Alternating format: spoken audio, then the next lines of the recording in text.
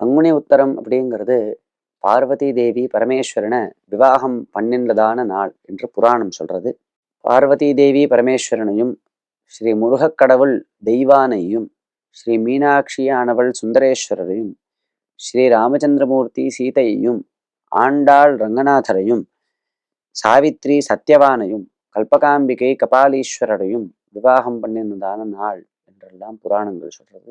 அதனாலதான் இந்த பங்குனி உத்தரத்தன்னைக்கு அநேகமா எல்லா சிவக்ஷேத்திரங்கள்லையும் சுவாமிக்கு உற்சவம் நடக்கும்.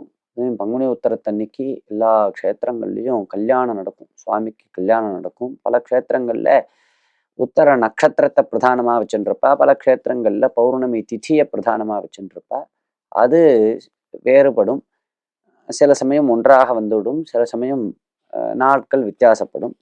இப்படி இது ரொம்ப ஒரு புண்ணியமான நாளாக கருதப்படுறது.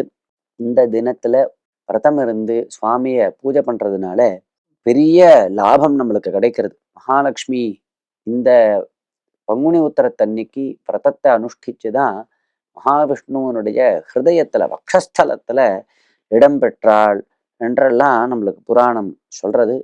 முருகப்பெருமான பூஜிக்க வேண்டியதான நாள். ஞானஸ்கந்தனாக ஞானஸ்வரூபியாக இருக்கக்கூடியதான சுப்பிரமணிய சுவாமி, அப்பேற்பட்ட வள்ளீகாந்தனான சுப்பிரமணியனை பூஜை பண்ணணும் அப்படின்னு ஸ்ரீமத் ராமாயணத்துல குமார சம்பவத்துல சொல்றார். அப்படி சுப்பிரமணிய சுவாமியை ஆராதனம் பண்ணணும், பகவானை பூஜித்து எல்லாரும் க்ஷேமத்தை அடைய வேண்டியதான ஒரு நாள் இந்த பங்குனி உத்தரம். ராமராம் எல்லாருடைய கிரகத்திலையும் நித்யஸ்ரீஹி நித்தியமங்கலம் அப்படின்னு சகல கல்யாணங்களும் ஏற்படணும். பகவான் அனுகிரகிக்கட்டும்.